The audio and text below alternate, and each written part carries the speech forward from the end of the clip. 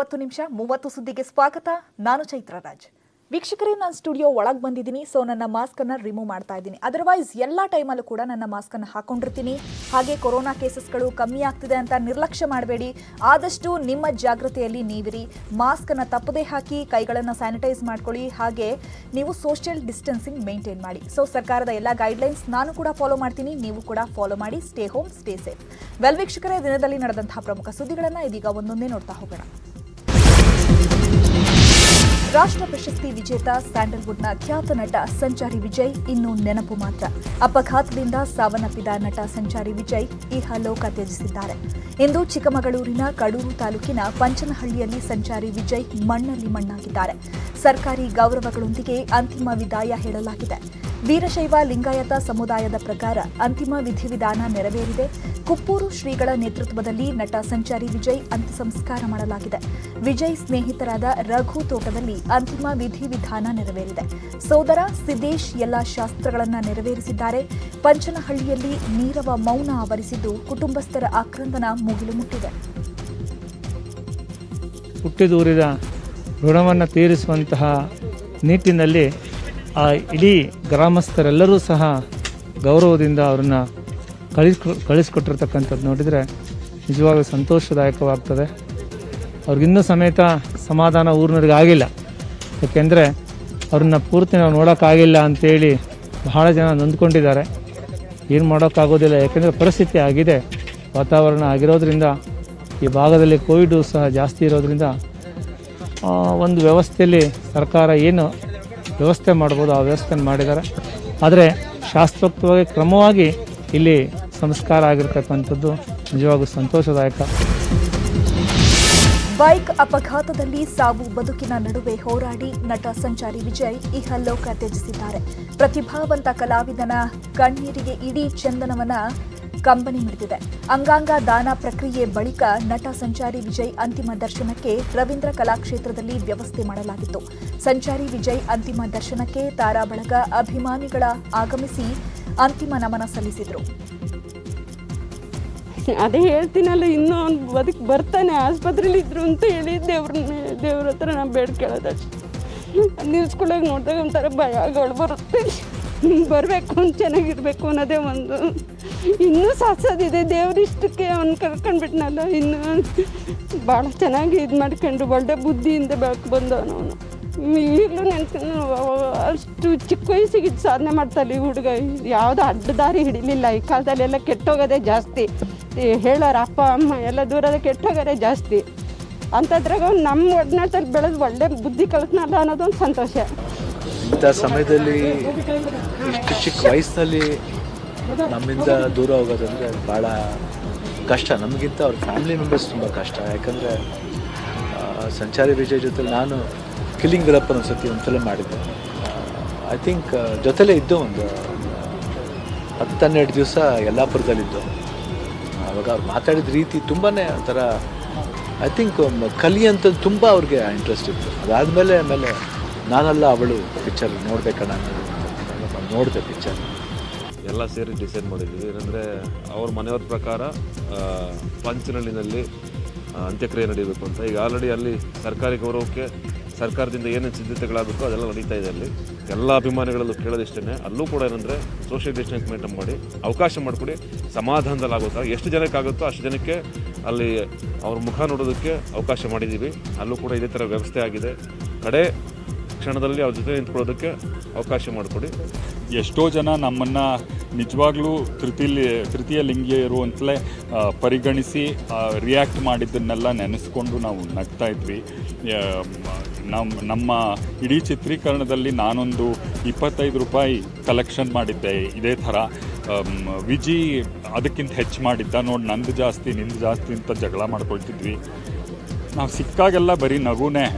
ಇವತ್ತೇ first time ಅವನು ನಗದೇ ಇರೋದನ್ನು ಅವನ ಜೊತೆ ಕಳೆದಿರೋದು ಬಹಳ ದುಃಖ ಆಗುತ್ತೆ. ತಾನು ಹುಟ್ಟಿದ ನೆಲದಲ್ಲೇ ಅಂತ್ಯಕ್ರಿಯೆ ಆಗೋದು ಬಹಳ ಕಷ್ಟಕರವಾಗಿರ್ತಕ್ಕಂಥ ಸನ್ನಿವೇಶ. ಎಷ್ಟೋ ಜನಕ್ಕೆ ಆ ಭಾಗ್ಯ ಸಿಗೋದಿಲ್ಲ. ಆದರೆ ವಿಜಯವರಿಗೆ ಸಿಕ್ಕಿರ್ತಕ್ಕಂಥದ್ದು ಒಂದು ಭಾಗ್ಯ ಅಂತೇಳಿ ನಾನಾದರೂ ಸಹ ಭಾವಿಸಿದ್ದೇನೆ. ವೀರಶೈವ ಲಿಂಗಾಯತರ ಸಂಪ್ರದಾಯದ ಪ್ರಕಾರವಾಗಿ ಈ ಒಂದು ಕಾರ್ಯ ನಡೀತಕ್ಕಂಥದ್ದು. ಕೊನೆಯ ಅಂತ್ಯ ಸಂಸ್ಕಾರ. ನಮ್ಮಲ್ಲಿ ಷೋಡಶ ಕರ್ಮಗಳು ಅಂತ ಕರಿತೀವಿ. ಹುಟ್ಟಿನಿಂದ ಸಾಯಿಯವರೆಗೆ ನಡೆಯುವಂತಹ ಕ್ರಿಯೆಗಳಿಗೆ ಷೋಡಶ ಸಂಸ್ಕಾರ ಅಂತ ಕರಿತೀವಿ. ಇವತ್ತು ದೇವರ ಸ್ವರೂಪದಲ್ಲಿ ಚಿಕ್ಕ ವಯಸ್ಸಿಗೆ ಈ ದುರಂತಕ್ಕೆ ರಾಷ್ಟ್ರ ಪ್ರಶಸ್ತಿ ಬರ್ತೇವೆ ಅಂತ ನಮ್ಗೆ ಅನಿಸ್ತಾ ಇದೆ. ಇದು ಎಷ್ಟೋ ಕೆಲಸಗಳನ್ನು ನಾವು ಮಾಡಬೇಕಾಯಿತು. ನಾವ್ಯಾರು ಮಾಡೋಕ್ಕಾಗದಿರುವಂಥ ಒಂದು ಪಾತ್ರ, ಅವಗಳ ಬಗ್ಗೆ ಪಾತ್ರವನ್ನು ಮಾಡಿ ರಾಷ್ಟ್ರ ಪ್ರಶಸ್ತಿಯನ್ನು ಗಳಿಸಿದ್ದಾನೆ ಅಂದರೆ ಇದು ದೊಡ್ಡ ಸಾಧನೆ. ಸಣ್ಣ ಹಳ್ಳಿಯಿಂದ ಬಂದು ಬಡತನದಿಂದ ಬಂದು ಸೆಲೆಬ್ರಿಟಿ ಎನ್ನುವ ಒಂದು ಅಹಂಕಾರವೂ ಇಲ್ಲದೆ ಇಂಥ ಒಂದು ಇಕ್ಕಟ್ಟಲ್ಲಿ ವಿಜಯ್ ಅವ್ರ ಜೊತೆ ಒಂದು ಸಿನಿಮಾ ಮಾಡಿದ್ದೀನಿ, ಪುಕ್ಸಟ್ಟೆ ಲೈಫು ಅಂತ. 2020 ಅದು ರಿಲೀಸ್ ಆಗಬೇಕಾಗಿತ್ತು, ಬಟ್ ಕೊರೋನಾ ಕಾರಣದಿಂದ ಅವರು ಈ ವರ್ಷ ರಿಲೀಸ್ ಮಾಡೋಣ ಅಂತ ಅಂದ್ಕೊಂಡಿದ್ವಿ. ಬಿಡುಗಡೆಗೆ ಸಾಕಷ್ಟು ಓಡಾಡ್ತಾ ಇದ್ರು ವಿಜಯ್ ಅವರು. ಶೂಟಿಂಗ್ ಟೈಮ್ ಅಂತಲೇ ಅಲ್ಲ, ಶೂಟಿಂಗ್ ಟೈಮ್ ಆದಮೇಲೂ ಯಾವಾಗಲೂ ಅವ್ರನ್ನ ಭೇಟಿಯಾದಾಗ ಅವ್ರ ಫುಲ್ ಲುಕ್ಕೇ ಚೇಂಜ್ ಆಗಿಬಿಡ್ತಾ ಇತ್ತು. ಆ್ಯಂಡ್ ಇವತ್ತು ಅನಿಸುತ್ತೆ ನಾನು ಅವ್ರನ್ನ ಬೇರೆ ಥರನೇ ನೋಡೋಕ್ಕೆ ಬರ್ತೀನೋ ಏನೋ ಅಂತ. ಯಾಕಂದರೆ ಅವರು ಯಾವುದೇ ಪಾತ್ರ ಮಾಡಿದ್ರು ಅದು ತುಂಬ ಆ ಪಾತ್ರ ಒಳಗೆ ಹೋಗ್ಬಿಡೋರು. ಅಂದರೆ ಚಿಕ್ಕದು ಕಣ್ಣನ್ನು ಟ್ವಿಚ್ ಮಾಡೋದು, ನಡೆಯೋ ಸ್ಟೈಲು, ಬಿಯರ್ಡ್, ಬಟ್ಟೆ ಹಾಕೊಳ್ಳೋ ಸ್ಟೈಲು ಎಲ್ಲದನ್ನೂ ಚೇಂಜ್ ಮಾಡಿಬಿಡೋರು. ನನಗೆ ಗುರ್ತೇ ಹಿಡಿಯೋಕ್ಕಾಗ್ತಿರ್ಲಿಲ್ಲ. ಯಾವಾಗಲೂ ನಾನು ಆ ಸಿನಿಮಾ ಶೂಟಿಂಗ್ ಆದಮೇಲೆ ಬೇರೆ ಕಡೆ ಯಾವಾಗಲಾದರೂ ಭೇಟಿ ಆದರೂ ನನಗೆ ಗುರ್ತು ಹಿಡಿಯೋಕ್ಕಾಗ್ತಿರ್ಲಿಲ್ಲ. ಅಂದರೆ ಈ ಇನ್ಸಿಡೆಂಟ್ ನಮಗೆಲ್ಲರಿಗೂ ಲಾಸ್. ಅಂದರೆ ಅವ್ರ ರಾಷ್ಟ್ರೀಯ ಮಟ್ಟಕ್ಕೆ ಅವರಿಗೆ ಮನೆಗೂ ಹೋಗಿ ಮೆಡಿಸಿನ್ಸು, ರೇಷನ್ ಕಿಟ್ ಕೊಡ್ತಾರೆ ಅಂತಂದರೆ ಒಂದು ನ್ಯಾಷನಲ್ ಅವಾರ್ಡ್ ವಿನ್ನರ್, ಒಂದು ಆ್ಯಟಿಟ್ಯೂಡ್ ಇಲ್ಲದೆ ಆ ಒಂದು ಮಟ್ಟಕ್ಕೆ ಇದ್ದಾರೆ ಅಂತಂದರೆ ನಿಜವಾಗ್ಲೂ ಇವತ್ತು ಅವರು ಈ ಥರ ಆಗಿದ್ದಾರೆ ಅಂದರೆ it's like very hard to receive. ಅವ್ರ ಆತ್ಮಕ್ಕೆ ಖಂಡಿತವಾಗ್ಲೂ ಶಾಂತಿ ಸಿಗಲಿ. ಒಂದಷ್ಟು ಜನಕ್ಕೆ ಅವರಿಂದ ಒಳ್ಳೇದಾಗಿದೆ, ಈಗಾಗಲೇ ಒಳ್ಳೇದಾಗಿದೆ. ಇನ್ನು ಅಂಗಾಂಗಗಳು ಸಿಕ್ಕಲಿ, ಇನ್ನು ಅವ್ರ ಆತ್ಮ ಇನ್ನು ಸಂತೋಷ. ಸಂಚಾರಿ ವಿಜಯ್ ಅವರು ಒಂದು ಚಿಕ್ಕ ವಯಸ್ಸಿನಲ್ಲೇ ರಾಷ್ಟ್ರ ಮಟ್ಟದ ಪ್ರಶಸ್ತಿಯನ್ನು ಪಡೆದು ಈ ದುರ್ಘಟನೆಯಲ್ಲಿ ಅವರು ನಮ್ಮನ್ನೆಲ್ಲ ಬಿಟ್ಟು ಅಗಲಿದ್ದಾರೆ ಅಂದರೆ ನಂಬಕ್ಕೆ ಆಗ್ತಾ ಇಲ್ಲ. ಅವ್ರು ಪ್ರಶಸ್ತಿ ತಗೊಳ್ಳೋಕೆ ಕೂಡ ಹೇಳಿದರು, ನಾನೇನು ಸಾಧನೆ ಮಾಡಿದ್ದೀನಿ, ನಾನು ಚಿಕ್ಕ ವಯಸ್ಸಲ್ಲಿ ಕೊಡ್ತಾ ಇದ್ದೀನಿ, ನನಗಿನ್ನ ಸಾಧನೆ ಮಾಡಿ ಅವರಿಗೆ ಪ್ರಶಸ್ತಿ ಕೊಡಿ ಅಂತ. ಅದು ಅವ್ರ ದೊಡ್ಡ ಗುಣ. ಬಟ್ ನಾವು ಒಂದು 4 ಜನ ಸೇರಿ ಒಂದು ಸಿನಿಮಾ ಮಾಡಿದ್ದೀವಿ. ಇದರಲ್ಲಿ ಶ್ರುತಿ ಹರಿಹರನ್ ಅವರು ಹೀರೋಯಿನ್ ಆಗಿದ್ದಾರೆ. ಈ ಅಪ್ಪ ನಮಗೊಂದು 20-25 ವರ್ಷದಿಂದ ತುಂಬ ಆತ್ಮೀಯತೆ. ಮತ್ತು ಈ ಸಿನಿಮಾ ಹೇಗಿದೆ ಅಂದರೆ ಒಂದು ಪುಟ್ಟಣ್ಣ ಕಾಣ್ಗಳವ್ರು ಏನು ಮಾಡ್ತಾಯಿದ್ರು ಹಿಂದೆ, ಅದಕ್ಕೆ ಹೊಂದುವಂಥ ಸಿನಿಮಾ ಇದು. ಇದೊಂದು ತುಂಬ ಕಷ್ಟದ ಫೇಸ್ ಅಂತಲೇ ಹೇಳಬೇಕು. ತುಂಬ ಟೈಮು ಏನೋ ಗೊತ್ತಿಲ್ಲ, ಬರೀ ಇದೇ ಥರ ಸುದ್ದಿಗಳು, ಇದೇ ಥರದ ವಿಷಯಗಳು. ತುಂಬ ಒಳ್ಳೊಳ್ಳೆ ಗೆಳೆಯರು. ಸಂಚಾರಿ ವಿಜಯ್ ಅದು ಗೊತ್ತಾ ಇದೆ, ಯಾರು ಸಿಕ್ಕರೂ ತುಂಬ ಒಳ್ಳೆ ಜೀವ ಅದು.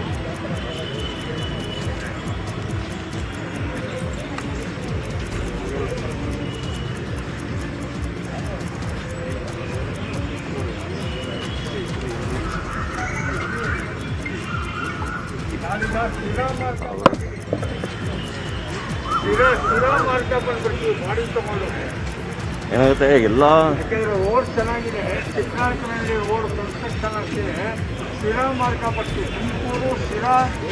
ತುಂಬ ಚೆನ್ನಾಗಿ ಒಳ್ಳೊಳ್ಳೆ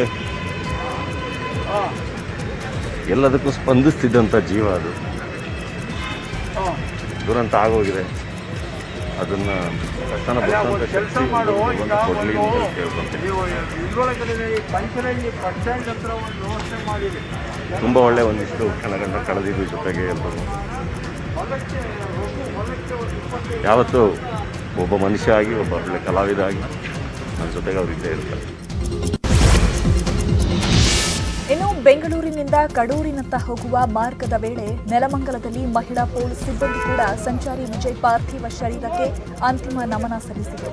3 ನಿಮಿಷಗಳ ಕಾಲ ನೆಲಮಂಗಲ ಟೋಲ್ ಬಳಿ ಆಂಬ್ಯುಲೆನ್ಸ್ ತಡೆದು ಪಾರ್ಥಿವ ಶರೀರದ ದರ್ಶನ ಪಡೆದುಕೊಂಡರು. ಇನ್ನು ತುಮಕೂರಿನ ಕ್ಯಾತ್ಸಂದ್ರದ ಬಳಿಯೂ ಆಂಬ್ಯುಲೆನ್ಸ್ ತಡೆದ ಅಭಿಮಾನಿಗಳು ಸಂಚಾರಿ ವಿಜಯ್ರ ಅಂತಿಮ ದರ್ಶನ ಪಡೆದುಕೊಂಡಿದ್ದಾರೆ. ವಿಜಯ್ ಅವರ ಪಾರ್ಥಿವ ಶರೀರವನ್ನು ನಾವು ಸುಮಾರು 10 ಗಂಟೆಗೆ ಇಲ್ಲಿಂದ, ಅಂದರೆ ನಾವೀಗ ರವೀಂದ್ರ ಕಲಾಕ್ಷೇತ್ರದಲ್ಲಿದ್ದೀವಿ, 10 ಗಂಟೆಗೆ ರವೀಂದ್ರ ಕಲಾಕ್ಷೇತ್ರದಿಂದ ನಟ ಸಂಚಾರಿ ವಿಜಯ್ ಅವರು ಸಾವಿನ ನಡುವೆಯೂ ಜೀವನ ಸಾರ್ಥಕತೆ ಮೆರೆದಿದ್ದು ಹಲವರ ಜೀವನಕ್ಕೆ ಬೆಳಕಾಗಿದ್ದಾರೆ. ಸಂಚಾರಿ ವಿಜಯ್ ರವರ ಯಕೃತ್ 1, ಕಿಡ್ನಿ, 2 ಕಣ್ಣು, ಶ್ವಾಸಕೋಶ ಹಾಗೂ ಹೃದಯ ಕವಾಟುಗಳನ್ನು ಕುಟುಂಬ ಸದಸ್ಯರು ದಾನ ಮಾಡಿದ್ದಾರೆ. ಸಂಚಾರಿ ವಿಜಯ್ ರವರ ಕಿಡ್ನಿಯನ್ನ ಮಹಿಳೆಯೊಬ್ಬರಿಗೆ ಟ್ರಾನ್ಸ್ಪ್ಲಾಂಟೇಷನ್ ಮಾಡಲಾಗಿದ್ದು, ಈ ಪ್ರಕ್ರಿಯೆ ಯಶಸ್ವಿಯಾಗಿದೆ. ಲಗ್ಗೆರೆ ಮೂಲದ 36 ವರ್ಷದ ಮಹಿಳೆಗೆ ಕಿಡ್ನಿ ದಾನ ಮಾಡಲಾಗಿತ್ತು. ಬ್ಲಡ್ ಗ್ರೂಪ್, ಕಿಡ್ನಿ ಸೈಜ್ ಎಲ್ಲವೂ ಮಹಿಳೆಗೆ ಮ್ಯಾಚ್ ಆಗಿತ್ತು. ಎಂಎಸ್ ರಾಮಯ್ಯ ಆಸ್ಪತ್ರೆಯಲ್ಲಿ ನಡೆದ ಕಿಡ್ನಿ ಟ್ರಾನ್ಸ್ಪ್ಲಾಂಟೇಷನ್ ಯಶಸ್ವಿಯಾಗಿದೆ. ಹಾಸನದಲ್ಲಿ ಸಂಚಾರಿ ವಿಜಯ್ ಚಿತ್ರ ಬಿಡಿಸಿ ಅಭಿಮಾನಿಯೊಬ್ಬ ಶ್ರದ್ಧಾಂಜಲಿ ಸಲ್ಲಿಸಿದ್ದಾರೆ. ವಿಜಯ್ ಸಾವಿಗೆ ಹಾಸನ ವಿದ್ಯಾನಗರದ ಶಿವಶಂಕರ್ ಕಂಬನಿ ಮಿಡಿದಿದ್ದಾರೆ. ಆರ್ಟ್ ಪೇಂಟಿಂಗ್ ಕೆಲಸ ಮಾಡುವ ಶಿವಶಂಕರ್ ಪೆನ್ಸಿಲ್ನಿಂದ ಸಂಚಾರಿ ವಿಜಯ್ ಚಿತ್ರ ಬಿಡಿಸಿ ಶ್ರದ್ಧಾಂಜಲಿ ಅರ್ಪಿಸಿದ್ದಾರೆ.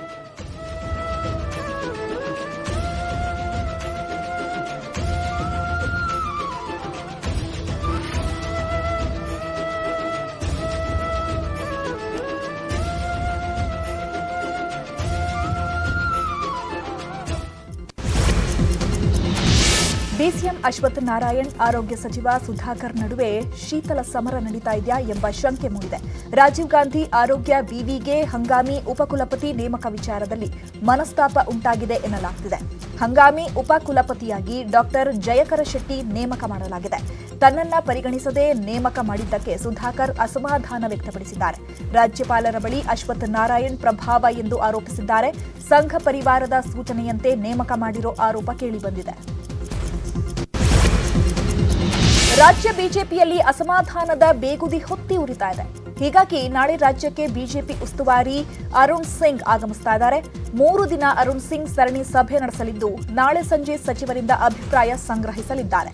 ಜೂನ್ 17ರಂದು ಶಾಸಕರ ಅಭಿಪ್ರಾಯ ಸಂಗ್ರಹ ಮಾಡಲಿದ್ದು, ಜೂನ್ 18ಕ್ಕೆ ರಾಜ್ಯ ಕೋರ್ ಕಮಿಟಿ ಸಭೆ ನಡೆಸಲಿದ್ದಾರೆ. ನಾಯಕತ್ವ ಬದಲಾವಣೆ ಕುರಿತಾಗಿ ಅಭಿಪ್ರಾಯ ಸಂಗ್ರಹಿಸಲಿದ್ದು, ಸಚಿವರು ಶಾಸಕರ ಅಭಿಪ್ರಾಯ ಸಂಗ್ರಹ ಮಾಡಲಿದ್ದಾರೆ. ಬಳಿಕ ಹೈಕಮಾಂಡ್ಗೆ ಅರುಣ್ ಸಿಂಗ್ ವರದಿ ಸಲ್ಲಿಸಲಿದ್ದಾರೆ. ಇನ್ನು ನಾಯಕತ್ವ ಬದಲಾವಣೆ ಬಗ್ಗೆ ಗೊಂದಲ ಇಲ್ಲ. ಯಾರೋ ಒಂದಿಬ್ಬರಿಗೆ ಬೇಸರ ಇರಬಹುದು, ಅವರನ್ನ ಕರೆದು ಅರುಣ್ ಸಿಂಗ್ ಮಾತನಾಡ್ತಾರೆ ಅಂತ ಸಿಎಂ ಬಿಎಸ್ವೈ ಹೇಳಿದ್ದಾರೆ. ಬಿಜೆಪಿಯಲ್ಲಿ ನಾವು ಎಲ್ಲರೂ ಒಗ್ಗಟ್ಟಾಗಿದ್ದೇವೆ. ಶಾಸಕರು, ಸಂಸದರನ್ನ ಕರೆದು ಅರುಣ್ ಸಿಂಗ್ ಮಾತನಾಡ್ತಾರೆ. ನಾನು ಕೂಡ ಅವರ ಜೊತೆ ಅವರಿಗೆ ಎಲ್ಲಾ ರೀತಿಯ ಸಹಕಾರವನ್ನ ಕೊಡ್ತೇನೆ ಅಂತ ಹೇಳಿದ್ದಾರೆ. ಅರುಣ್ ಸಿಂಗ್ ಕರ್ನಾಟಕ ಇನ್ಚಾರ್ಜು, ಅವರು ಬರ್ತಾ ಇದ್ದಾರೆ. ಅವ್ರ ಜೊತೆ ಎಲ್ಲ ಶಾಸಕರು, ಸಂಸದರ ಜೊತೆ ಚರ್ಚೆ ಮಾಡ್ತಾರೆ, ಮಾತನಾಡ್ತಾರೆ. ಯಾವುದೇ ಗೊಂದಲ ಇಲ್ಲ. ಯಾರು ಬೇಕಾದರೂ ಅವ್ರನ್ನ ಭೇಟಿ ಮಾಡ್ಬೋದು ಅಂತ ಅವ್ರು ಹೇಳಿದ್ದಾರೆ. ಗೆಸ್ಟ್ ಹೌಸಲ್ಲಿ ಇರ್ತಾರೆ. ಸುದೀರ್ಘವಾಗಿ ಎಲ್ಲ ವಿಚಾರಗಳನ್ನು ತಿಳ್ಕೊತಾರೆ. ಯಾವುದೇ ನಮ್ಮ ಪಾರ್ಟಿನಲ್ಲಿ ಗೊಂದಲ ಇಲ್ಲ. ನಾಯಕತ್ವ ಬದಲಾವಣೆ ಬಗ್ಗೆ ಆಗಲಿ ಮತ್ತೊಂದು ಬಗ್ಗೆ ಆಗಲಿ ಯಾವುದೇ ಗೊಂದಲ ಇಲ್ಲ. ಎಲ್ಲರೂ ಒಗ್ಗಟ್ಟಿಂದ ಒಂದಾಗಿದ್ದೇವೆ. ಯಾರೋ ಒಬ್ಬಿಬ್ಬರು ಬೇಸರ ಆಗಿರ್ಬೋದು, ಅವ್ರನ್ನ ಕರೆದು ಮಾತನಾಡ್ತಾರೆ. ರಾಜ್ಯ ರಾಜಕಾರಣದಲ್ಲಿ ನಾಯಕತ್ವ ಗೊಂದಲ ವಿಚಾರ ಚರ್ಚೆಯಾಗುತ್ತಲೇ ಇದೆ. ಶಿರಸಿಯಲ್ಲಿ ಗ್ರಾಮೀಣಾಭಿವೃದ್ಧಿ ಸಚಿವ ಈಶ್ವರಪ್ಪ ಮಾತನಾಡಿ, ಅರುಣ್ ಸಿಂಗ್ ಬೆಂಗಳೂರಿಗೆ ಬರ್ತಿದ್ದು ಸಮಸ್ಯೆ ಆಲಿಸಿ ಪರಿಹಾರವನ್ನ ಕೊಡ್ತಾರೆ. ನಾಯಕತ್ವ ಬದಲಾವಣೆ ವಿಚಾರದಲ್ಲಿ ಕೇಂದ್ರ ತೆಗೆದುಕೊಳ್ಳುವ ತೀರ್ಮಾನಕ್ಕೆ ನಾನು ಬದ್ಧ ಅಂತ ಹೇಳಿದ್ದಾರೆ. ಅಲ್ಲದೆ ಬಿಜೆಪಿಗೆ ಬಹುಮತ ಸಿಕ್ಕಿದ್ರೆ ಗೊಂದಲ ಇರ್ತಿರ್ಲಿಲ್ಲ. 17 ಶಾಸಕರು ಬಿಜೆಪಿಗೆ ಬಂದಾಗಿನಿಂದ ಸಣ್ಣ ಸಣ್ಣ ಗೊಂದಲವಾಗ್ತಾ ಇದೆ ಅಂತ ಹೇಳಿದ್ರು. ಇನ್ನು ಹಾವೇರಿಯಲ್ಲಿ ಸಚಿವೆ ಶಶಿಕಲಾ ಜೊಲ್ಲೆ ಮಾತನಾಡಿ, ರಾಜ್ಯದಲ್ಲಿ ಯಡಿಯೂರಪ್ಪ ಅವರೇ ಸಿಎಂ ಆಗಿ ಮುಂದುವರಿತಾರೆ. ಪಕ್ಷದಲ್ಲಿ ಸಣ್ಣ ಪುಟ್ಟ ಸಮಸ್ಯೆ ಆಗ್ತಿರೋದ್ರಿಂದ ಅರುಣ್ ಸಿಂಗ್ ಅವರು ಬರ್ತಿದ್ದಾರೆ, ಸರಿ ಮಾಡ್ತಾರೆ ಅಂತ ಹೇಳಿದ್ದಾರೆ. ನಮ್ಮ ಪಕ್ಷದ ನಾಯಕರು ತೀರ್ಮಾನ ಮಾಡ್ತಾರೆ. ಅರುಣ್ ಸಿಂಗ್ ಬಂದು ಹೋದ ತಕ್ಷಣ ಎಲ್ಲ ಗೊಂದಲಗಳು ಕೂಡ ನಿವಾರಣೆ ಆಗುತ್ತೆ. ಕಾಂಗ್ರೆಸ್ನಲ್ಲಿದ್ದಂಥ ಮಂತ್ರಿಗಳು, ಶಾಸಕರು 17 ಜನ ಆ ಪಕ್ಷಕ್ಕೆ ರಾಜೀನಾಮೆ ಕೊಟ್ಟು ಭಾರತೀಯ ಜನತಾ ಪಾರ್ಟಿ ಬಂದು ಸೇರಿದ್ರು. ಆರಂಭದ ವಿಧಾನಸಭಾ ಚುನಾವಣೆಯಲ್ಲೇ ಪೂರ್ಣ ಬಹುಮತ ನಮಗೆ ಸಿಕ್ಕಿದ್ದಿದ್ರೆ ಇಷ್ಟೆಲ್ಲ ಗೊಂದಲ ಆಗ್ತಿರ್ಲಿಲ್ಲ. ನಮ್ಮ ಸರ್ಕಾರ ಬಂದಾಗಿನಿಂದ ಸನ್ಮಾನ್ಯ ಮುಖ್ಯಮಂತ್ರಿಗಳು ನಮ್ಮ ಅಧಿಕಾರವನ್ನು ಸ್ವೀಕಾರ ಮಾಡಿದಾಗಿಂದ ಅನೇಕ ಚಾಲೆಂಜ್ಗಳು ನಮ್ಮ ಎದುರಿಗೆ ಬಂದಿದ್ದಾವೆ. ಮುಂದೆ ಬರ್ತಕ್ಕಂಥ ಚುನಾವಣೆಗೆ ನಾವು ಸನ್ಮಾನ್ಯ ಮುಖ್ಯಮಂತ್ರಿಗಳಾದಂಥ ಯಡಿಯೂರಪ್ಪಾಜಿ ಅವರ ನೇತೃತ್ವದಲ್ಲೇ ನಾವು ಇಲೆಕ್ಷನ್ಗೆ ಹೋಗ್ತೀವಿ. ಅವರೇ ನಮ್ಮ 2 ವರ್ಷ ಕಂಟಿನ್ಯೂ ಮಾಡ್ತಾರೆ. ಮೈಸೂರಿನ ಸುತ್ತೂರು ಶಾಖಾ ಮಠಕ್ಕೆ ಸಚಿವರಾದ ಎಸ್ಟಿ ಸೋಮಶೇಖರ್, ಬಿಸಿ ಪಾಟೀಲ್ ಭೇಟಿ ಕೊಟ್ಟಿದ್ದಾರೆ. ಸಚಿವದ್ವಯರಿಗೆ ಶಾಸಕರಾದ ನಾಗೇಂದ್ರ, ನಿರಂಜನ್ ಸೇರಿದಂತೆ ಸ್ಥಳೀಯ ಬಿಜೆಪಿ ಮುಖಂಡರು ಸಾಥ್ ನೀಡಿದ್ದಾರೆ. ಸುತ್ತೂರು ಶ್ರೀಗಳ ಜೊತೆ ಉಭಯ ಕುಶಲೋಪರಿ ಮಾತುಕತೆ ನಡೆಸಿದ್ದಾರೆ. ಈ ವೇಳೆ ರಾಜ್ಯಕ್ಕೆ ಅರುಣ್ ಸಿಂಗ್ ಆಗಮನ ಬಗ್ಗೆ ಪ್ರತಿಕ್ರಿಯಿಸಿದ ಸಚಿವ ಬಿಸಿ ಪಾಟೀಲ್, ಕೆಲವರು ನಾಯಕತ್ವ ವಿಚಾರದ ಬಗ್ಗೆ ಮಾತನಾಡ್ತಿದ್ದಾರೆ. ಈ ಎಲ್ಲ ವಿಚಾರಗಳಿಗೂ ನಾಳೆ ತೆರೆ ಬೀಳಲಿದೆ. ರಾಜ್ಯ ಬಿಜೆಪಿ ಉಸ್ತುವಾರಿ ಅರುಣ್ ಸಿಂಗ್ ರಾಜ್ಯಕ್ಕೆ ಬರ್ತಿದ್ದಾರೆ. ನಾಳೆ ಇದಕ್ಕೆಲ್ಲ ಅಂತಿಮ ತೆರೆ ಬೀಳುವ ಸಾಧ್ಯತೆ ಇದೆ ಅಂತ ಹೇಳಿದ್ದಾರೆ. ಯಾವುದೇ ನಾಯಕತ್ವದ ಬದಲಾವಣೆ ಇರ್ಬೋದು, ಯಾವುದೇ ವಿಷಯಗಳಿದ್ರೆ ಇವೆಲ್ಲ ಚರ್ಚೆ ಆಗಬೇಕಾಗಿದ್ದು ಪಕ್ಷದ ಚೌಕಟ್ಟಿನಲ್ಲಿ ಆಂತರಿಕವಾಗಿ ಚರ್ಚೆ ಆಗಬೇಕೇ ಹೊರತು ಅದನ್ನು ಇಂಥ BJP ಪಕ್ಷ ಶಿಸ್ತಿನ ಪಕ್ಷ ಇಲ್ಲಿ ನಿಯಮಗಳನ್ನು ಮೀರಿ ಬಹಿರಂಗವಾಗಿ ಹೇಳಿಕೆ ಕೊಡೋದು ಸರಿಯಲ್ಲ. ಅದು ಕೊಡಬಾರ್ದು ಅನ್ನೋ ಉದ್ದೇಶಕ್ಕೆ ಒಂದು ಎಚ್ಚರಿಕೆ ಗಂಟೆ ಏನೇ ಇದ್ದರೂ ಪಕ್ಷದ ಚೌಕಟ್ಟಿನಲ್ಲಿ ನಾವು ಬಗೆಹರಿಸ್ಕೊಳ್ಳೋಣ, ಬಹಿರಂಗವಾಗಿ ಮಾತಾಡಬಾರ್ದು ಅನ್ನೋ ಉದ್ದೇಶಕ್ಕೆ ಇವತ್ತು ನಾಳೆ ಅರುಣ್ ಸಿಂಗ್ ಅವರು ಕರ್ನಾಟಕಕ್ಕೆ ಬರ್ತಾ ಇದ್ದಾರೆ. ನಾಳೆ ರಾಜ್ಯಕ್ಕೆ ಅರುಣ್ ಸಿಂಗ್ ಆಗಮನ ಹಿನ್ನೆಲೆ ಅರುಣ್ ಸಿಂಗ್ ಭೇಟಿಗೆ ಸಿಎಂ ಆಪ್ತ ಬಣದ ಸಿದ್ಧತೆಯನ್ನು ನಡೆಸ್ತಾ ಇದೆ. ಗುರುವಾರ ಭೇಟಿಯಾಗಲು ಸಿಎಂ ಆಪ್ತ ಬಣ ಸಿದ್ಧವಾಗಿದ್ದು, ಯಡಿಯೂರಪ್ಪನವರೇ ಸಿಎಂ ಸ್ಥಾನದಲ್ಲಿ ಮುಂದುವರೆಸಬೇಕು ಎಂದು ಮನವಿಯನ್ನ ಸಲ್ಲಿಸಲಿದ್ದಾರೆ. ಈಗಾಗಲೇ ಸಿಎಂ ಪರವಾಗಿ ಹಲವು ಶಾಸಕರು ಸಹಿ ಮಾಡಿದ್ದಾರೆ. ಈ ಬಗ್ಗೆ ಶಾಸಕರು ಮಾಡಿರೋ ಸಹಿ ಸಂಗ್ರಹ ಪ್ರತಿ ಸಲ್ಲಿಕೆ ಸಾಧ್ಯತೆ ಇದೆ. ಕೆಲವರ ಹೇಳಿಕೆಯಿಂದ ಪಕ್ಷಕ್ಕೆ ಮುಜುಗರವಾಗ್ತಿದೆ. ಅಂಥವರ ವಿರುದ್ಧ ಸೂಕ್ತ ಕ್ರಮಕ್ಕೆ ಆಗ್ರಹಿಸಲಿದ್ದಾರೆ. ಖಾಸಗಿ ಶಾಲೆಗಳಲ್ಲಿನ ಬೋಧನಾ ಶುಲ್ಕ ವಿಚಾರವಾಗಿ ರಾಜ್ಯ ಸರ್ಕಾರದಿಂದ ಹೈಕೋರ್ಟ್ಗೆ ಮಧ್ಯಂತರ ಅರ್ಜಿ ಸಲ್ಲಿಸಲಾಗಿದೆ. 70% ಶುಲ್ಕ ಪಡೆಯುವಂತೆ 30% ಶುಲ್ಕ ರಿಯಾಯಿತಿ ನೀಡುವಂತೆ ಸರ್ಕಾರ ಆದೇಶಿಸಿದೆ. ಇದರ ವಿರುದ್ಧ ಖಾಸಗಿ ಶಾಲೆಗಳ ಒಕ್ಕೂಟ ರಿಟ್ ಸಲ್ಲಿಸಲಿದೆ. ಕೋವಿಡ್ನಿಂದಾಗಿ ಪೂರ್ಣ ಶುಲ್ಕ ಭರಿಸಲು ಪೋಷಕರಿಗೆ ತೊಂದರೆ ಹಿನ್ನೆಲೆ ಶುಲ್ಕ ನಿಗದಿ ಬಗ್ಗೆ ನಿವೃತ್ತ ಹೈಕೋರ್ಟ್ ನ್ಯಾಯಮೂರ್ತಿಗಳ ಸಮಿತಿ ರಚನೆಗೆ ಪ್ರಸ್ತಾಪಿಸಲಾಗಿದೆ. ಸಮಿತಿ ಸೂಚನೆಯಂತೆ ಶುಲ್ಕ ನಿಗದಿ ಪರಿಶೀಲನೆಯಾಗಲಿದೆ ಎಂದು ಹೈಕೋರ್ಟ್ಗೆ ಎಜಿ ಪ್ರಭುಲಿಂಗ್ ನಾವದಗಿ ಹೇಳಿದ್ದಾರೆ. ಈ ಬಗ್ಗೆ ವಿಚಾರಣೆಯನ್ನ ಜೂನ್ 21ಕ್ಕೆ ಹೈಕೋರ್ಟ್ ನಿಗದಿಪಡಿಸಿದೆ. ಆಗಸ್ಟ್ 28 ಮತ್ತು 29ರಂದು ಸಿಇಟಿ ಪರೀಕ್ಷೆ ಹಿನ್ನೆಲೆ ಕರ್ನಾಟಕ ಪರೀಕ್ಷಾ ಪ್ರಾಧಿಕಾರದಿಂದ ಸುತ್ತೋಲೆ ಹೊರಡಿಸಿದೆ. ಇಂಜಿನಿಯರಿಂಗ್, ಯೋಗ, naturopathy, B Pharm, Pharm D, farm science and veterinary ಈ ಕೋರ್ಸ್ಗಳಿಗೆ ಅರ್ಜಿ ಸಲ್ಲಿಸಬಹುದು. ಜೂನ್ 15ರ ಮಧ್ಯಾಹ್ನ 12 ಗಂಟೆಯಿಂದ ಪರೀಕ್ಷೆಗೆ ಅರ್ಜಿ ಸಲ್ಲಿಸಲು ಅವಕಾಶ ನೀಡಲಾಗಿದೆ. kea.kar.nic.in ವೆಬ್ಸೈಟ್ನಲ್ಲಿ ಅರ್ಜಿ ಸಲ್ಲಿಸಬಹುದು.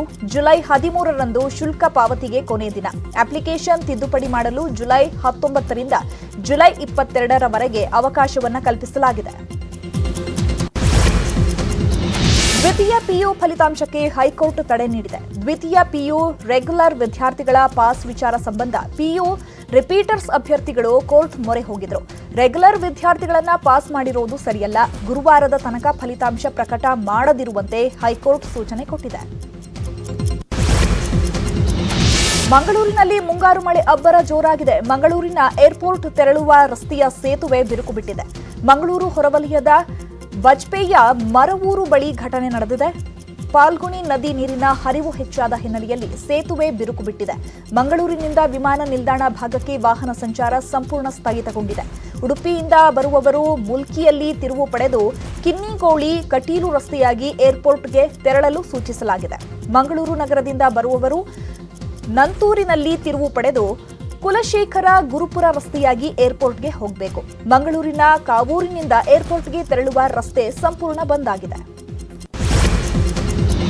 ಉಡುಪಿ ಜಿಲ್ಲೆಯಲ್ಲಿಂದು ಭಾರೀ ಮಳೆಯಾಗಲಿದ್ದು ರೆಡ್ ಅಲರ್ಟ್ ಘೋಷಣೆ ಮಾಡಲಾಗಿದೆ. ಜಿಲ್ಲೆಯಲ್ಲಿ ಮೋಡ ಮುಸುಕಿದ ವಾತಾವರಣವಿದ್ದು 204 ಮಿಲಿಮೀಟರ್ ವರೆಗೂ ಮಳೆಯಾಗುವ ಸಾಧ್ಯತೆ ಇದೆ. ರಾತ್ರಿಯಿಡೀ ಸುರಿದ ಸಾಧಾರಣ ಮಳೆಯಿಂದ ಜನಜೀವನ ಅಸ್ತವ್ಯಸ್ತವಾಗಿದೆ.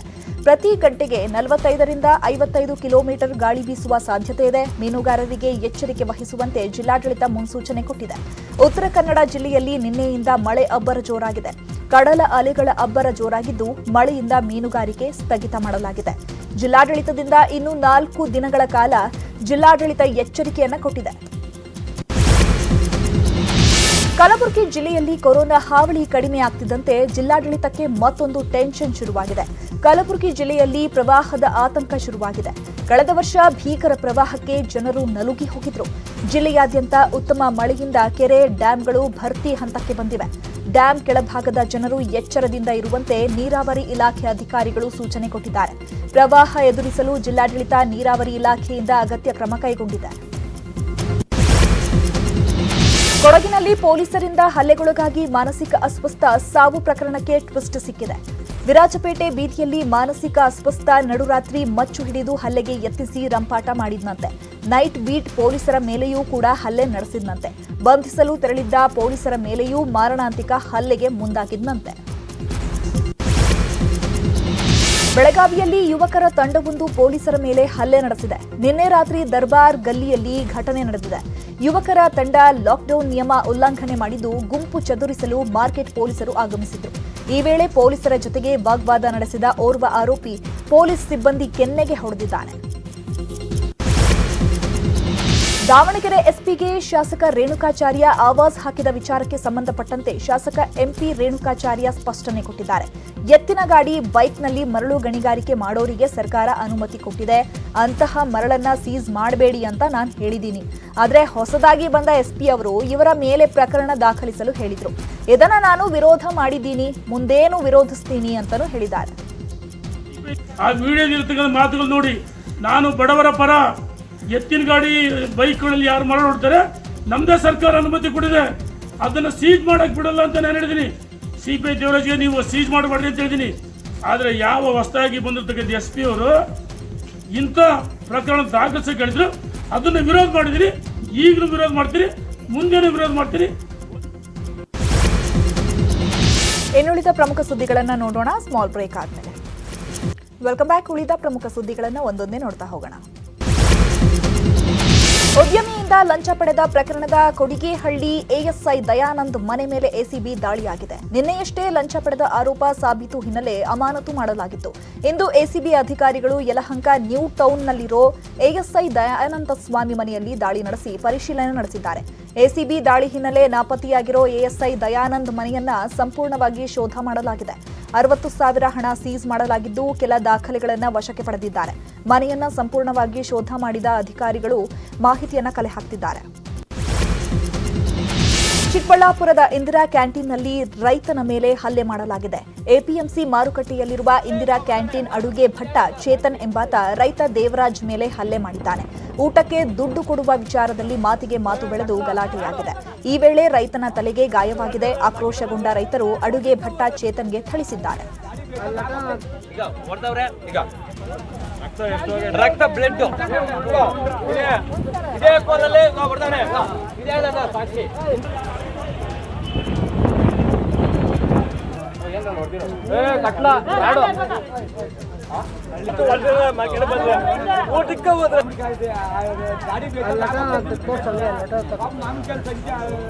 ರೈತರವರು ಹೆಂಗಂದ್ರೆ ಹೆಂಗ್ ಹೊಡೆದ್ಬಿಟ್ರೆ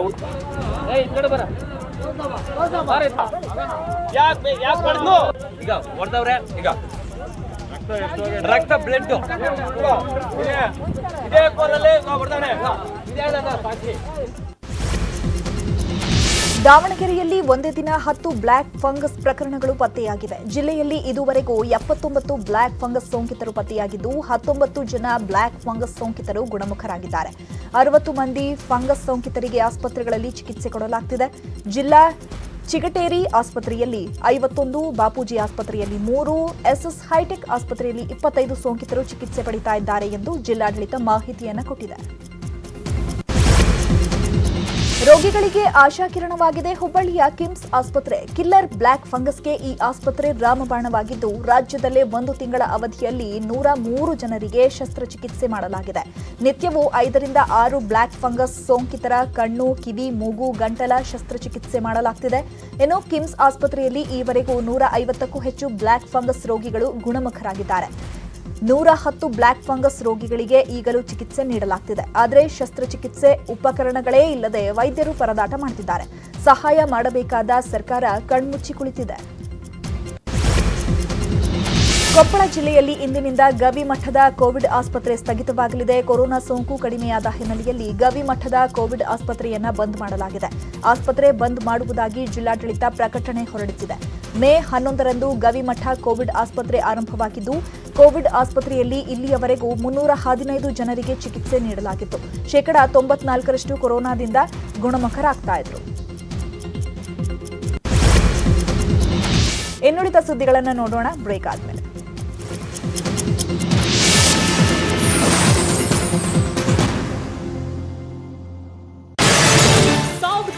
ಗೋವುಗಳು ಅಬ್ಬಾ ಅನ್ನೋ ಹಸಿವಿನ ಆಗ್ರಹ. ಗೋಹತ್ಯೆ ನಿಷೇಧ ಅಂತಾರೆ, ಆದರೆ ಗೋವುಗಳ ಹಸಿವು ಕಷ್ಟ ಕೇಳ್ತಿಲ್ಲ ರಾಜ್ಯ ಸರ್ಕಾರ. ತುಂಬ ವೀಕ್ ಆಗ್ತಿದೆ, ಸಹಾಯ ಬರ್ತಾ ಇಲ್ಲ, ದಾನಿಗಳು ಬರ್ತಾ ಇಲ್ಲ. ಮೇವಿಲ್ಲದೆ ಪರದಾಡ್ತಾ ಇದ್ದ ಗೋವುಗಳಿಗೆ ನ್ಯೂಸ್ 18 ನೆರವು. ಈ ಗೋವುಗಳಿಗೆ ಮೇವಿನ ಸಮಸ್ಯೆ ಈಗ ಎದುರಾಗಿರುವಂಥದ್ದು. ನ್ಯೂಸ್ 18 ಕನ್ನಡದ ಮತ್ತೊಂದು ವರದಿಯ ಬಿಗ್ ಇಂಪ್ಯಾಕ್ಟ್. ಕೋರಮಂಗಲದ ಗೋ ಆಶ್ರಮಕ್ಕೆ ದಾನಿಗಳಿಂದ ಸಹಾಯ ಬಂತು. ದಾನಿಗಳಿಂದ ಧನ ಸಹಾಯ, ಗೋ ಶಾಲೆಗೆ ಬಂದು ಲೋಡ್ ಗಟ್ಟಲೆ ಮೇವು. ವರ್ಷಗಳ ಹಿಂದೆ ಮೇದೋಜೀರಕ ಗ್ರಂಥಿ ಮೂತ್ರಪಿಂಡಗಳನ್ನ ಕಸಿ ಮಾಡಿಸಿಕೊಂಡಿದ್ದ ಮಹಿಳೆ ಗರ್ಭಾವತಿಯಾಗಿ ಆರೋಗ್ಯವಂತ ಮಗುವಿಗೆ ಜನ್ಮ ನೀಡಿದ ಘಟನೆ ಇದೇ ಮೊದಲ ಬಾರಿಗೆ ನಡೆದಿದೆ. ಈ ಪ್ರಕರಣ ದೇಶದಲ್ಲೇ ಮೊದಲು ಎನ್ನಲಾಗ್ತಿದ್ದು, ಕುಟುಂಬಸ್ಥರು ಹಾಗೂ ಮೈಸೂರಿನ ಅಪೋಲೋ ಆಸ್ಪತ್ರೆ ವೈದ್ಯರು ಸಂತಸ ವ್ಯಕ್ತಪಡಿಸಿದ್ದಾರೆ. ದಕ್ಷಿಣ ಭಾರತದ ಹೆಸರಾಂತ ನಾಗಕ್ಷೇತ್ರವಿರುವ ಸುಬ್ರಹ್ಮಣ್ಯ ದೇವಸ್ಥಾನ ಜೂನ್ 21ರವರೆಗೆ ಸಂಪೂರ್ಣ ಲಾಕ್ ಮಾಡಲಾಗಿದೆ. ಸೀಲ್ ಡೌನ್ ಆದರೂ ಭಕ್ತರ ಭೇಟಿ ನಿಲ್ತಾ ಇಲ್ಲ. ಧರ್ಮಸ್ಥಳಕ್ಕೆ ಆಗಮಿಸಿದ ಭಕ್ತರು ಸುಬ್ರಹ್ಮಣ್ಯ ಕಡೆಗೆ ತೆರಳುತ್ತಾ ಇದ್ದಾರೆ. ಹೀಗಾಗಿ ಪೊಲೀಸರಿಗೆ ಭಕ್ತರ ದಂಡು ದೊಡ್ಡ ತಲೆನೋವಾಗಿ ಪರಿಣಮಿಸಿದೆ. ಭಕ್ತಾದಿಗಳ ನಿಯಂತ್ರಣಕ್ಕೆ ಸುಬ್ರಹ್ಮಣ್ಯ ಸುತ್ತಮುತ್ತ ಪೊಲೀಸ್ ಬ್ಯಾರಿಕೇಡ್ ಹಾಕಲಾಗಿದೆ. ಸುಬ್ರಹ್ಮಣ್ಯಕ್ಕೆ ಆಗಮಿಸುವ ಭಕ್ತರ ವಾಹನಗಳಿಗೆ ಪೊಲೀಸರು ದಂಡ ವಿಧಿಸುತ್ತಿದ್ದಾರೆ. ರಾಮನಗರ ಜಿಲ್ಲೆಯ ಹಾರೋಹಳ್ಳಿ ಮತ್ತು ಜಿಗಣಿ ಹೆದ್ದಾರಿಯ ತಟ್ಟೆಕೆರೆ ಬಳಿ ಅಪಘಾತ ಸಂಭವಿಸಿದೆ.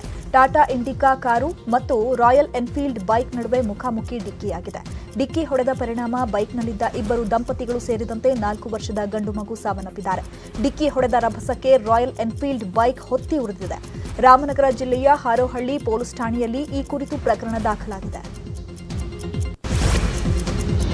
ಹುಬ್ಬಳ್ಳಿ ಏರ್ಪೋರ್ಟ್ನಲ್ಲಿ ಭಾರೀ ಅನಾಹುತವೊಂದು ತಪ್ಪಿದೆ. ಲ್ಯಾಂಡಿಂಗ್ ವೇಳೆ ವಿಮಾನದ ಟೈರ್ ಬ್ಲಾಸ್ಟ್ ಆಗಿದ್ದು, ಪೈಲಟ್ಗಳ ಸಮಯ ಪ್ರಜ್ಞೆಯಿಂದ ದೊಡ್ಡ ಅನಾಹುತ ತಪ್ಪಿದೆ.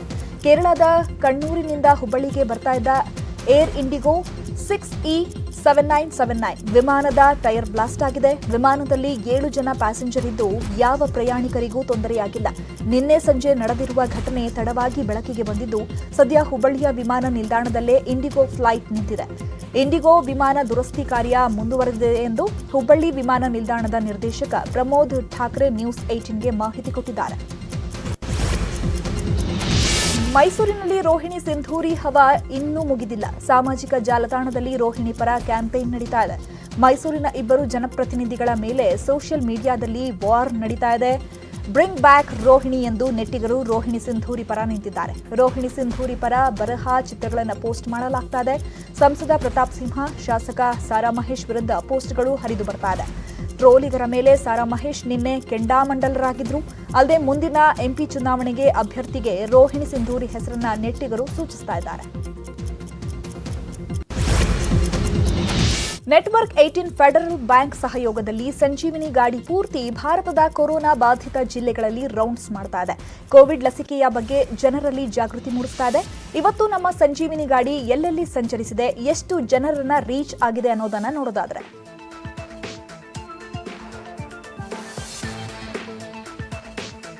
ಇನ್ನು ನಮ್ಮ ಸಂಜೀವಿನಿ ಗಾಡಿ ಅಮೃತ್ಸರ್, ಇಂದೋರ್, ನಾಸಿಕ್ ಹಾಗೆ ಗುಂಟೂರು ಮತ್ತೆ ದಕ್ಷಿಣ ಕನ್ನಡದಲ್ಲಿ ಸಂಚರಿಸ್ತಾ ಇದೆ.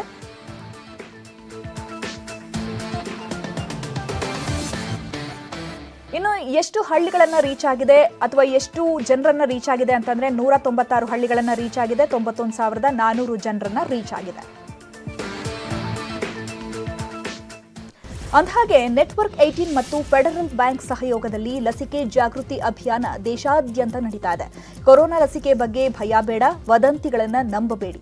ಲಸಿಕೆಯ ಮಹತ್ವ ತಿಳಿಸುವ ಉದ್ದೇಶ ನಮ್ಮದು. ಅದಕ್ಕಾಗಿಯೇ ಜೀವನಕ್ಕೆ ಒಂದು ಡೋಸ್ ಸಂಜೀವಿನಿ ಹೆಸರಲ್ಲಿ ಕೋವಿಡ್-19 ವಿರುದ್ಧ ಜಾಗೃತಿ ಮೂಡಿಸ್ತಾ ಇದೆ.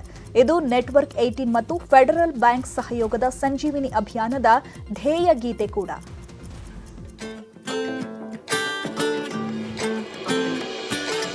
टीका लगा जरा टीका लगा, जब अपनी बारी आए टीका लगा, हो ये जो ढाल सी है वो कमाल सी है, संजीवनी आई यहाँ।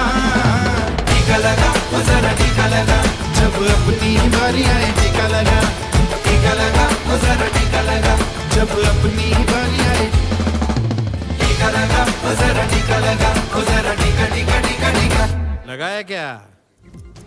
ಇವಿಷ್ಟು ಈ ಹೊತ್ತಿನ 30 ನಿಮಿಷ 30 ಸುದ್ದಿ. ವೀಕ್ಷಕರೇ, ನಾನು ಸ್ಟುಡಿಯೋಯಿಂದ ಹೊರಗೆ ಹೋಗ್ತಾ ಇದ್ದೀನಿ. ಸೊ ನನ್ನ ಮಾಸ್ಕ್ ಅನ್ನು ನಾನು ಹಾಕೊಳ್ತೀನಿ. ಹೊರಗೆ ಹೋಗಿದ ತಕ್ಷಣ ನನ್ನ ಕೈಗಳನ್ನು ಸ್ಯಾನಿಟೈಸ್ ಮಾಡ್ಕೋತೀನಿ. ಹಾಗೆ ಸೋಷಿಯಲ್ ಡಿಸ್ಟೆನ್ಸಿಂಗ್ ಮೇಂಟೈನ್ ಮಾಡ್ತೀನಿ. ಸರ್ಕಾರದ ಎಲ್ಲ ಗೈಡ್ಲೈನ್ಸ್ ಹಾಗೆ ಕ್ರಮಗಳನ್ನು ನಾನು ಕೂಡ ಫಾಲೋ ಮಾಡ್ತೀನಿ. ನೀವು ಕೂಡ ಫಾಲೋ ಮಾಡಿ. ನೋಡ್ತಾ ಇರಿ ನ್ಯೂಸ್ 18 ಕನ್ನಡ. ಜಾಲ ನಮ್ಮದು, ಬಲ ನಿಮ್ಮದು.